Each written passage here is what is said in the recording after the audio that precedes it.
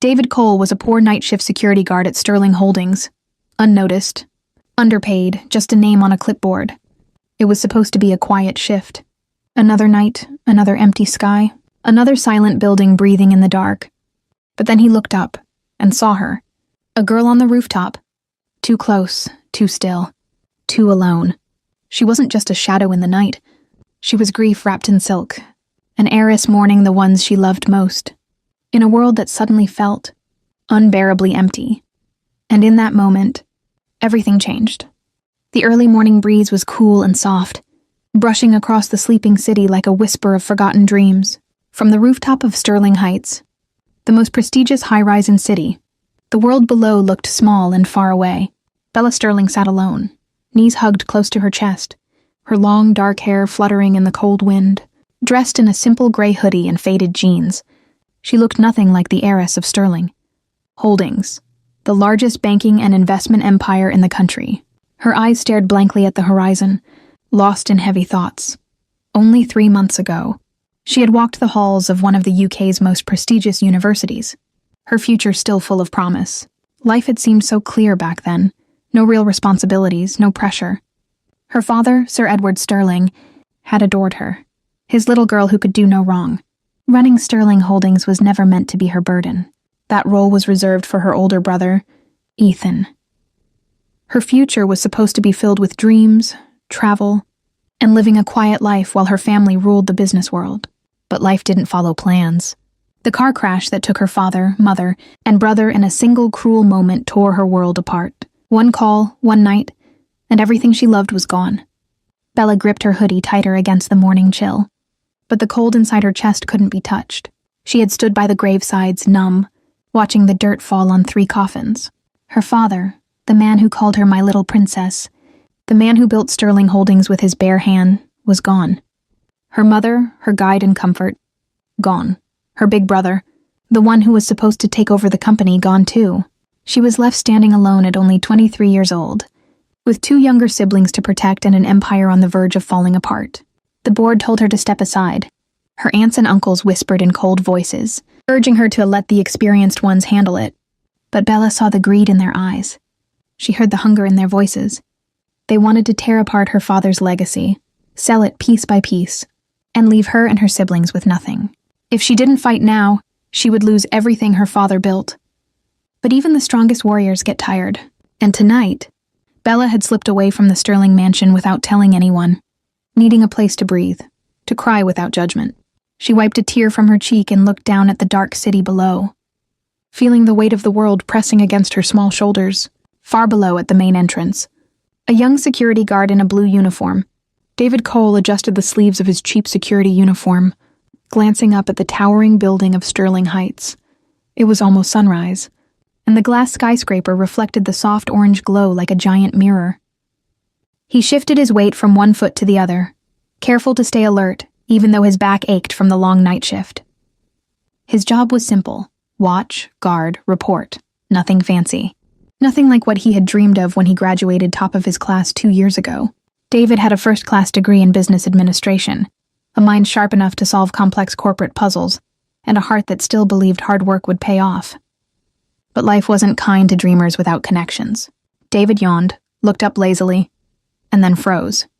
There, at the rooftop's edge, he saw her. A girl standing too close, too fragile, too alone. His heart kicked against his ribs. No. Please no, he whispered, running toward the emergency stairs. He didn't know her. He didn't care. All that mattered was reaching her before it was too late. David's boots pounded against the metal stairs, echoing up the empty shaft as he sprinted upwards. Every second counted. His lungs burned, but he didn't stop. All he could see in his mind was the girl, standing on the edge, the wind pulling at her clothes like invisible hands. He burst onto the rooftop, the heavy door slamming against the wall behind him. Bella turned sharply at the noise, startled. She took a quick step back, and her foot slipped. A small gasp left her lips as she lost balance. The world tilted, the edge growing closer. David reacted without thinking. In 2 quick strides, he grabbed her by the arm, steadying her with both hands. Her body trembled against his. "It's okay," he said softly, his voice rough with panic and relief. "You're safe now. Bella clung to him for a moment, her heart racing. She hadn't realized how close she had come to falling. She hadn't meant to scare anyone, she just needed air. But now, with this stranger's arms wrapped protectively around her, the weight she carried inside threatened to break her open. David slowly loosened his grip, making sure she could stand on her own. He stepped back, giving her space. "I'm sorry," Bella said quickly, wiping her sleeve across her tear-streaked face. I wasn't trying to do anything crazy. I just needed to think." David searched her face for a long second, seeing the truth in her eyes. Grief, exhaustion, a sadness too big for someone so young to carry alone. He nodded once, believing her. "I understand," he said simply. His voice was calm, without judgment. An awkward silence stretched between them, filled only by the soft sighing of the wind. "I'm David," he finally said, offering a small, reassuring smile. "I work security here." Bella hesitated, then gave a small nod. "Bella," she whispered. No last name, no hint of who she really was. David smiled again, warmer this time. "It's nice to meet you, Bella," he said gently, as if meeting her on a sunny street and not on the edge of heartbreak. She gave a tiny broken laugh. "You too were," she said, her voice barely a breath. For a while they just stood there, watching the city lights flicker to life below. No words, no need. Two strangers, both carrying invisible battles, finding unexpected peace in a moment neither had planned. When Bella finally turned to leave, David didn't ask questions or push for answers. He simply said, "Take care of yourself, all right?" And for the first time in what felt like forever, Bella believed maybe she could. She glanced over her shoulder and smiled. A real one. Small but true. David nodded once, smiled again, and walked back toward his post. Bella stood there, heart strangely light. She had come here searching for air, and found something better. A glimpse of kindness, a reminder that somewhere, beyond the greedy boardrooms and cold headlines, good people still existed. She didn't know it yet, neither did he. But that simple moment, a stumble, a catch, a glance, was the beginning of everything. The days after the rooftop meeting blurred into each other. Bella returned to her world of endless meetings.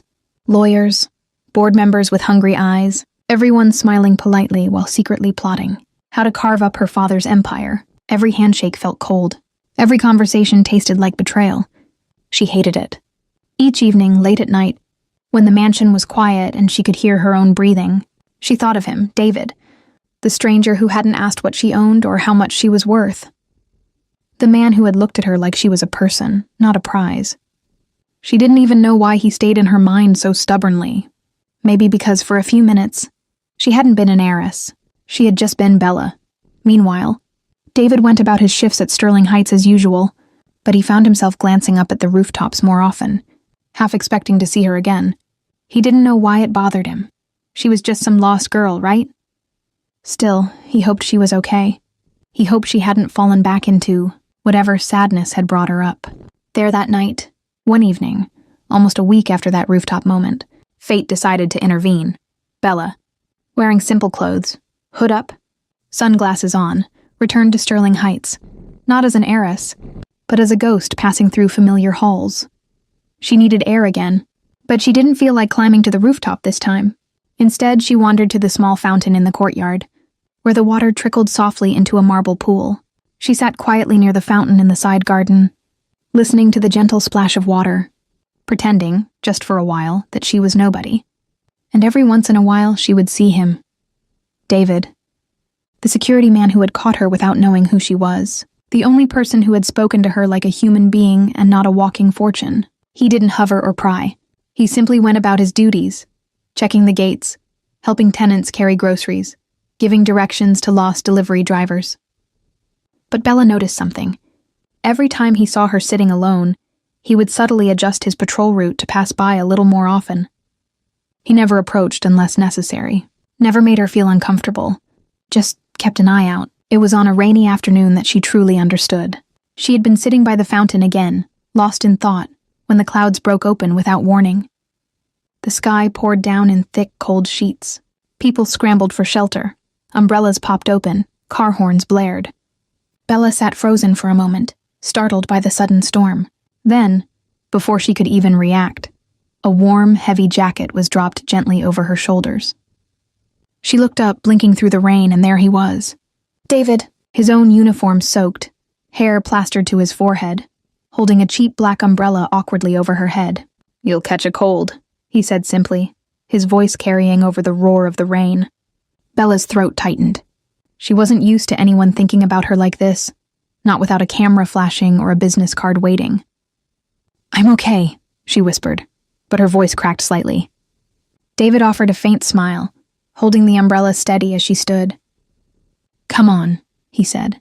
"There's a dry spot near the west entrance." He didn't offer his hand, didn't try to touch her, just quietly led the way, shielding her from the worst of the rain with the small umbrella, taking the wet side himself without complaint. By the time they reached the covered archway, Bella's heart was pounding in a way that had nothing to do with the weather. "Thank you," she said, pulling the jacket tighter around herself. David nodded, his simple kindness never changing. "Just doing my job," he said. But Bella knew better. There was no paycheck big enough to explain that kind of instinct. She watched him walk away back into the rain, jacketless, still soaked to the skin. And she realized something deep and scary. She didn't want to just be grateful. She wanted to know him, not as a stranger in a uniform, but as the man who had saved her in more ways than one. The next morning, Bella returned to Sterling Heights, not by accident this time, but on purpose. She wore the same gray hoodie, the same faded jeans, no makeup, no designer heels, no shining jewelry. She didn't want to look like an heiress. She wanted to look like herself. She sat near the fountain again, a book open on her lap that she wasn't really reading. She waited, heart nervously tapping against her ribs. And sure enough, David appeared. He was checking the west gate, jotting something down on his clipboard, his face serious but peaceful.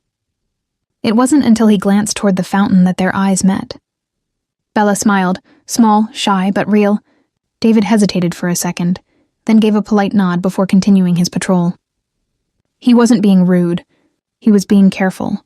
He had seen enough entitled residents to know you didn't approach anyone unless they called for you first, especially someone who looked different.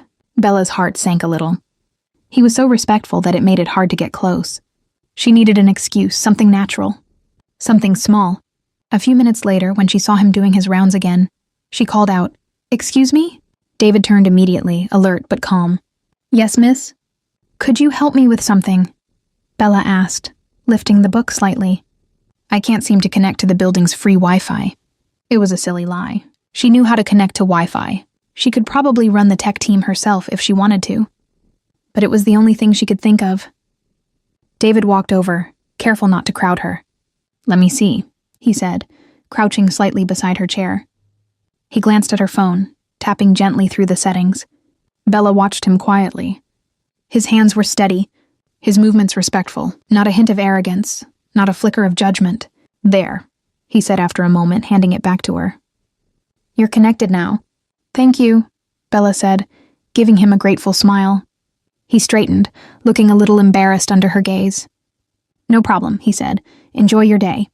But Bella didn't want him to walk away yet. She said quickly, standing up before she could lose her nerve. "You helped me twice now. Can I at least buy you a coffee?" David blinked, surprised. "You don't have to." "I want to," Bella insisted, her voice soft but certain. For a second, he hesitated. It wasn't normal for residents to offer anything but orders. But there was something about the way she said it. Not demanding, not flirting, just honest. "All right," he said finally, a small smile tugging at his lips. "Coffee sounds good." They walked toward the small cafe across the street, side by side. No titles, no pretenses, just a girl and a boy, a stranger and a stranger, and maybe, just maybe, the beginning of something neither of them had dared to hope for. The small cafe across from Sterling Heights smelled of fresh bread and strong coffee. It wasn't fancy, just a few cracked leather seats and wooden tables worn smooth by time. But it was warm, alive, real. Bella and David sat by the window, 2 steaming cups between them. Outside, the rain had slowed to a drizzle, blurring the city lights into soft colors. For a few minutes, they just sipped quietly. Neither seemed to know exactly what to say. Bella kept sneaking glances at him. Up close, David looked even more different than the polished men she usually saw. His face was handsome in a rugged way, A small scar nicked just below his jaw. His hands were rough. Workers' hands, not manicured showpieces. But there was something more. Something steady. Something safe. She wanted to know him. She wanted him to know her. But not yet. Not as the heiress plastered across magazines. Just as Bella. A girl who had lost everything and was desperately trying to find her way. So, she said lightly, swirling her coffee, "How long have you been working at Sterling Heights?" David smiled a little. 6 months. You like it? He shrugged, setting down his cup. It's a job, it pays the bills. There was no bitterness in his voice. Just honesty. Bella leaned forward a little. What did you want to do? I mean, before this? David paused. For a second, she thought he wouldn't answer. But then he sighed, looking out at the rainy street. I graduated first in my class, he said quietly. Business administration, full honors, scholarships, all of it. Bella blinked, stunned.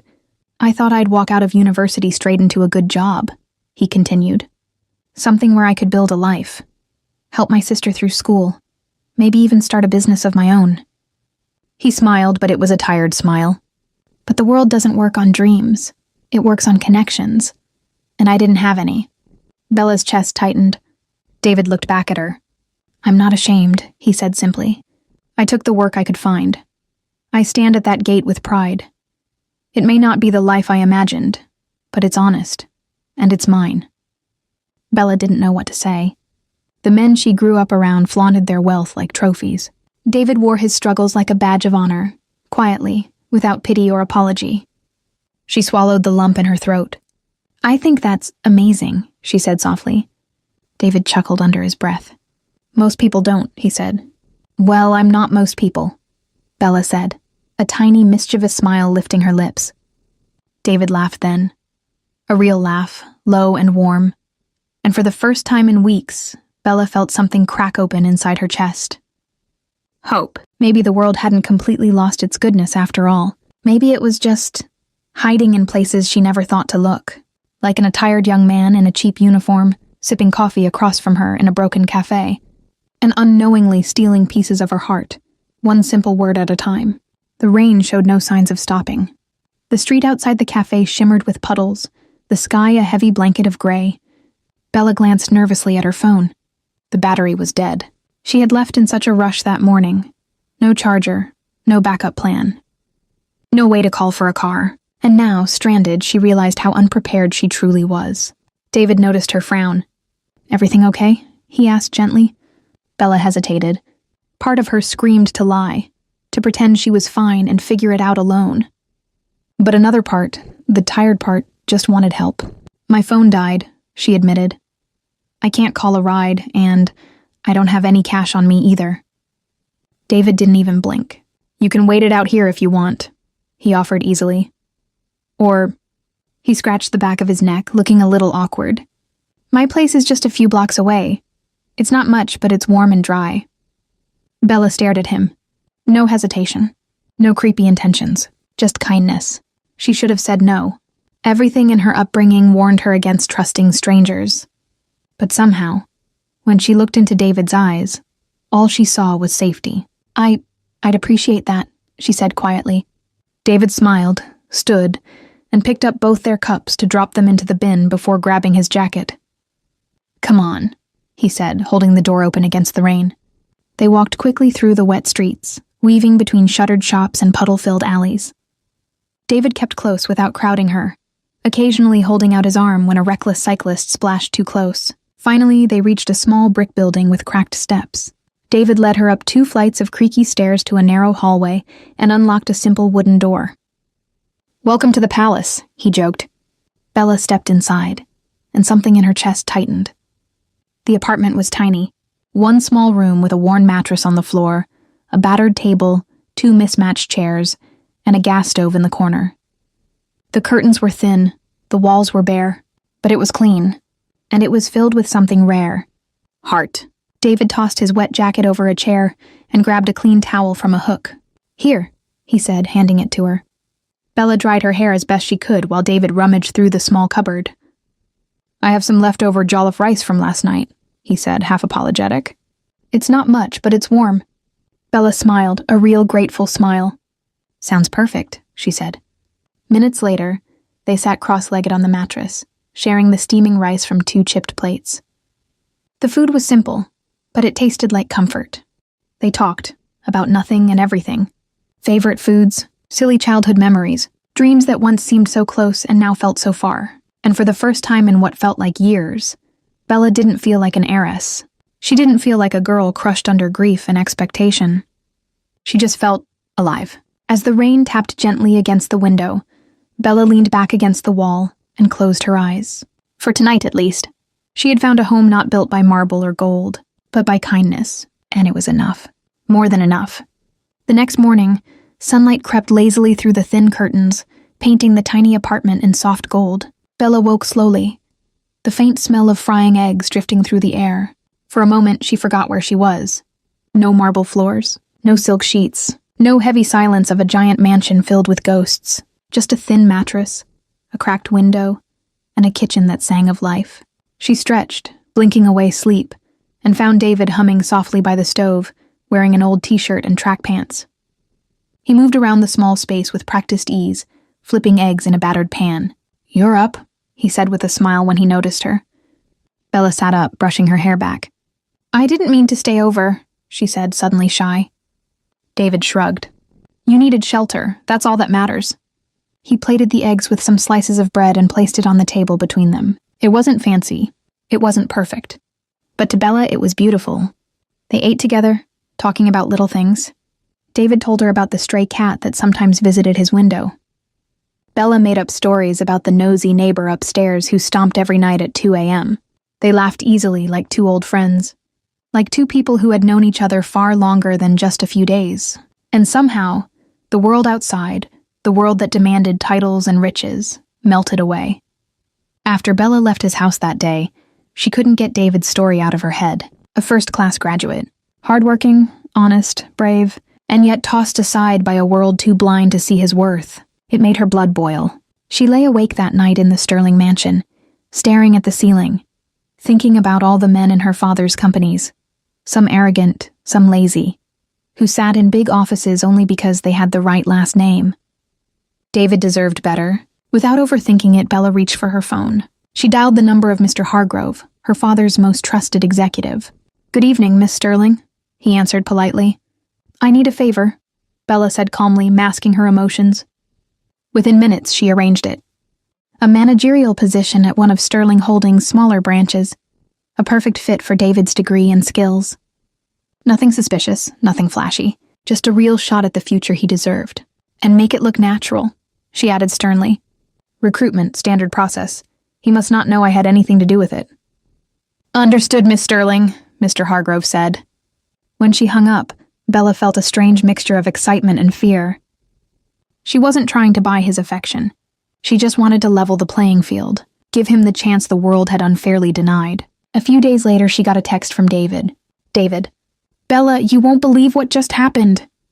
Bella smiled, her heart flipping in her chest. "Bella, what? Tell me." It took less than a minute for her phone to ring. She answered quickly. "I got a job," David said, breathless with disbelief. "A real one. At Sterling Logistics, one of the top companies downtown. They said they found my old application and wanted me for a management trainee program." Bella clutched the phone tighter, trying to steady her voice. "David, that's amazing," she said, meaning every word. He laughed, a full, rich sound that filled her heart. "I don't even know how it happened," he said. "I stopped applying months ago. I thought they forgot about people like me." Tears stung Bella's eyes, but she forced herself to sound casual. "Sometimes," she said softly, "the world remembers the good ones." "Thank you," he said suddenly. "For what?" Bella asked, her voice catching. "For believing in me," he said simply. "For seeing me when no one else did." Bella swallowed the lump in her throat. "You deserve everything good coming your way, David," she whispered. He laughed again, giddy and happy, telling her every little detail about the offer, about his mother's excitement, about the official letter. Bella congratulated him a dozen times, laughed at his jokes, and never once let it slip that she had pulled the strings behind the curtain. She wanted him to have this win, because he earned it, because he deserved it. Not because of her name, not because of pity, because he was extraordinary. The sun dipped low behind the city skyline, casting a warm orange glow across the streets. David's small apartment looked a little less worn tonight. He had cleaned every surface, swept every corner, and even bought a small cake from the bakery down the street. A rare treat he could barely afford. Tonight was special. Tonight he wanted to celebrate properly, and there was only one person he wanted to share it with, Bella. When he sent her a message inviting her over, she agreed without hesitation. Now he paced the tiny living room nervously, checking the clock every few seconds. When the soft knock came at the door, he practically tripped over himself to open it. Bella stood there, wearing jeans and a simple white blouse, her hair pulled back in a messy bun. She carried nothing but a bright smile, the only thing David had really hoped for.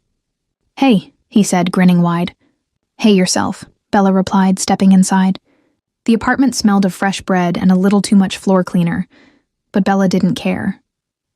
To her, it smelled like home. David led her to the tiny table where he had set up 2 chipped plates, 2 mugs, and the small cake with a crooked "congratulations" candle stuck in the middle. "I know it's not much," he said, scratching the back of his neck. Bella shook her head, her heart swelling. "It's perfect," she said honestly. They ate, laughed, and teased each other about their terrible table manners. David was buzzing with excitement, telling her about the office he'd be working at, how it had glass walls, smart desks, and even a real coffee machine. "I still can't believe they want me," he said, shaking his head. "They're lucky to have you," Bella said, meaning every word. Later, after the cake was gone and the night had grown quieter, they sat by the window, looking out at the distant lights. David turned to her, serious now. "I don't know where this road will lead," he said. "But wherever it goes, I want you there with me." Bella's heart clenched painfully. She wanted that too, more than anything. But the secret between them was growing heavier by the second. She looked at David, this wonderful man who believed she was just a simple girl like him. And she knew she couldn't lie forever. Before she could speak, David reached out and brushed a strand of hair from her face. "You're special, Bella," he whispered. "I knew at the moment I saw you on that rooftop." But Bella knew this secret couldn't last forever, and when the truth finally came out, it would either bring them closer or break everything. It happened faster than Bella could have ever prepared for. She and David were sitting by the window, sharing a battered packet of biscuits, their conversation light and meandering, the kind of peace she never used to believe she could have. Then, her burner phone, the cheap, forgettable one she used to keep her real life at bay, buzzed violently against the tabletop, cutting through the calm like a warning shot. The screen flashed with a number she recognized instantly, Sterling Holdings' emergency line. Bella's stomach twisted. She grabbed the phone and stepped outside into the narrow hallway, heart pounding. "Miss Sterling," her assistant's voice crackled through, breathless. "You need to come immediately. There's been an emergency board meeting. Legal issues. Your aunt tried to overturn your authority. They're moving fast." Bella closed her eyes, leaning her head against the cold wall. This was what she had feared. While she had been hiding in borrowed peace, the wolves had been sharpening their teeth. "I'll be there," she said firmly, voice low and steady. "I'm coming now." She hung up and stood there for a long second, feeling the world shift under her feet. Then she turned back into the apartment. David was still sitting at the table, waiting patiently. "Everything okay?" he asked. Bella swallowed. "I have to go," she said. She forced a smile, bending down to pick up the little backpack she had stuffed into the corner days ago. The bag looked so out of place now. Too clean, too expensive, too polished for this tiny, worn room. David noticed. His frown deepened. "You sure you're all right?" he asked again. "I just have something important to deal with," Bella said carefully, keeping her voice light. She hesitated. Every bone in her body screamed, "Tell him now. Tell him before it's too late." But she couldn't. Not like this. Not when the ground was already falling away under her feet. "I'll call you," she promised. David nodded slowly, still looking confused but trusting her. Bella gave him one last smile, broken, tender, full of things she couldn't say, and slipped out into the night. The next day, the truth exploded. Every news channel flashed the headline, "Young heiress Bella Sterling seizes control of Sterling Holdings amid family battle. Pictures followed. Bella, in a tailored black suit, hair tied back, standing tall and unshakable in the storm of flashing cameras. Her face, her name, her legacy, all out in the open. David stood frozen in front of the small TV inside the cafe where he grabbed breakfast every morning. He stared at the screen, at Bella, not daring to blink. His Bella, the girl who had slept on his mattress, the girl who laughed about silly neighbors and stirred jollof with a wooden spoon, the girl who had looked him in the eyes and said nothing about who she really was. He felt like the air had been punched out of his lungs. A sick feeling twisted in his stomach. Why hadn't she told him? Why had she lied? The coffee in his hand grew cold. He barely noticed when someone bumped into him, cursing under their breath. All he could see, all he could hear, was the roaring silence of betrayal. David didn't go home that night. He wandered the city streets until long after the neon lights flickered out. He didn't answer Bella's calls. He didn't answer her desperate texts. He couldn't, because somewhere between the trust they had built and the lie she had carried, something inside him had cracked, and he didn't know if it could ever be whole again. Bella stood outside David's apartment, the rain falling in heavy sheets around her. Her hair clung to her cheeks, her clothes soaked through. But she didn't care. She had been knocking for almost 20 minutes now. No answer. She tried again, weaker this time. "David, please," she whispered against the door. "It's me." Silence. Her heart twisted painfully. She had called, texted, begged. Each attempt met with the same cold reply. Nothing. Inside a small diner across town, David sat hunched in a corner booth, his untouched plate growing cold. He didn't want to see her. He didn't want to hear her explanations, because deep down he was afraid that if he looked into her eyes again, all his anger would melt, and all the hurt would stay. He stirred his coffee absently, the bitter scent rising. He told himself she hadn't trusted him, that she had played with him, just like the others always did. Rich people always thought they could control everything, including people's hearts. But the truth, the one he didn't want to admit even to himself, was simpler. He missed her. He missed her laugh filling the small apartment. He missed her making a mess in the kitchen. He missed the way she sat by the window, hugging a chipped mug between her hands, smiling at nothing. And he hated himself for missing her, because missing her didn't change the fact that she had lied. Days passed. The city moved on, as it always did. But inside Bella Sterling, time stood still. She returned to the grand Sterling mansion, the halls colder than she remembered. Everything looked the same. Polished floors, priceless art, glittering chandeliers. But without her parents, without her brother, without David, it all felt hollow. Everywhere she went, she carried a silence with her, an ache she couldn't fill. She threw herself into work. Meetings, contracts, interviews. She smiled for the cameras. She spoke at press conferences. They called her the Iron Heiress now, young, brilliant, unstoppable. But every night when she pulled off her heels and dropped onto her too large bed, she replayed one memory over and over. David's eyes the last time he looked at her. Not angry, not hateful, just broken. And that hurt more than anything. One evening, Bella stood in her office, staring out at the city skyline. Her reflection looked faint in the glass, like a ghost. "You're building an empire," her Aunt Helena had told her recently. The same woman who used to be so cold was now proud of her. "You're making your father proud." Bella smiled and nodded. But deep inside, a quiet voice asked, would he still be proud if he knew how empty you feel? She missed David. Not because he made her feel rich, but because he made her feel real. She could own every building and city, sign 1,000 contracts, stand atop every magazine cover. But none of it mattered without someone to share it with. Someone who loved her not for the sterling name, but for the clumsy, stubborn, silly, scared girl underneath. Someone who didn't just want her. Someone who saw her. And somehow, some way, she knew David still did. Somewhere deep down beneath the hurt, beneath the betrayal, beneath the walls they had both built to protect themselves. The love was still there, waiting, bleeding, hoping. Bella sat in her car, parked across the street from Sterling Heights. The rain had dried, leaving the pavement dark and gleaming under the city lights. She gripped the steering wheel tightly, heart hammering against her ribs. What if he doesn't want to see me? What if it's too late? But another voice, quieter, stronger, whispered back, "You didn't come this far to be a coward." She had fought for her father's empire. She had fought off greedy relatives, corrupt board members, ruthless media. Now it was time to fight for something even more precious. Her heart, his heart, their future. Taking a shaky breath, Bella stepped out of the car. Inside Sterling Heights, David stood at the place where he had first met her. "David." He froze.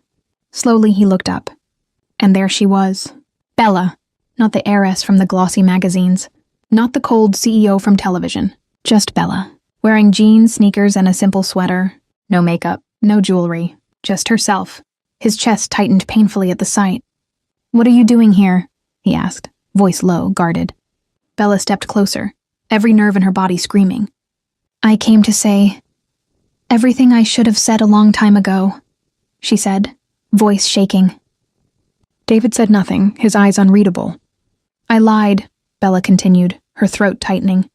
"I didn't tell you who I was because I was scared.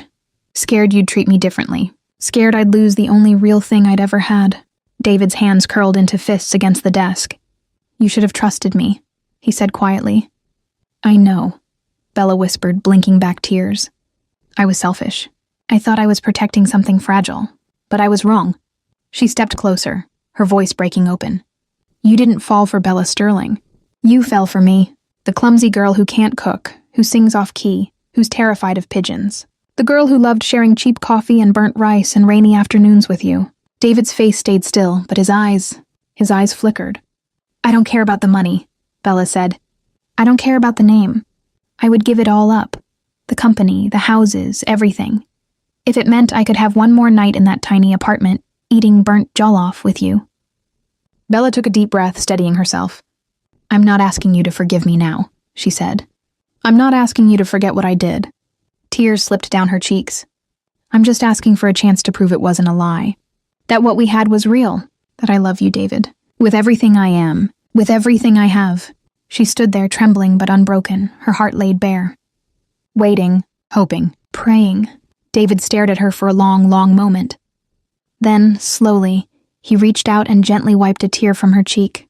So softly, it broke something inside her. "You were real," he said, voice rough. "You still are." And just like that, the dam broke. Bella threw herself into his arms, sobbing against his chest. David held her tightly, breathing her in, feeling the broken pieces of his heart start knitting themselves back together. Not because she was perfect. Not because she was rich. But because she was his. Broken, flawed, honest, real, and he loved her. God, he loved her. It had been a month since that night in the Sterling Heights lobby. A month of slow healing. A month of honest conversations. A month of rebuilding something stronger than before. There were no more lies between them now. Bella had shown David her world. The sprawling boardrooms. The towering skyscrapers. The suffocating expectations. And David had shown Bella the simple joys of quiet mornings, the stubborn dignity of building a life brick by brick, the fierce pride of earning every step forward. They were different. Wildly, impossibly different, but somehow they fit. Not because their worlds matched, but because their hearts did. David had refused every expensive gift Bella tried to give him at first. New cars, designer suits, fancy watches. He didn't want to be bought. He wanted to stand beside her on his own 2 feet, not in her shadow, not as a kept man, but as an equal. So Bella offered him something else instead. Not a gift, not a prize, but a partnership, a future, a life built side by side. She created a new division within Sterling Holdings, a foundation for supporting young talents from underprivileged backgrounds. David became the head of it, not because she owed him, not because he needed saving, but because he was perfect for it. Because he understood better than anyone what it meant to fight for a future. He built the Golden Rise initiative from scratch, recruiting dreamers like himself who had been overlooked, forgotten, cast aside. Together, they gave hope to hundreds of young people who had once been told they weren't enough. David wasn't just surviving anymore. He was leading, changing lives, changing futures. And Bella? She smiled again. She laughed again. She lived again. Not because she had saved her father's empire, but because she had built her own home, a home made of love, trust, and second chances. One soft evening, Under a sky splashed with stars, David knelt before Bella in the garden behind Sterling Mansion. The same one that once felt too cold, too empty. Now it was full of light and laughter. Bella gasped, her hand flying to her mouth, tears instantly brimming in her eyes. David held out a simple silver ring, no massive diamonds, no flash. Just a promise. I don't have an empire, he said softly. I don't have a fortune. All I have is my heart, and it's yours, if you'll have it. Bella fell to her knees, laughing through her tears. You already had it, she whispered, throwing her arms around him. They kissed under the wide open sky. No walls between them. No secrets. No fear. Just love. Pure, real, unbreakable. And together, Bella and David walked into a future not built by money or legacy or expectation, but by the simple, stubborn, breathtaking magic of choosing each other every single day, forever. The end. If this story touched you, feel free to hit the like button and subscribe for more heartfelt tales.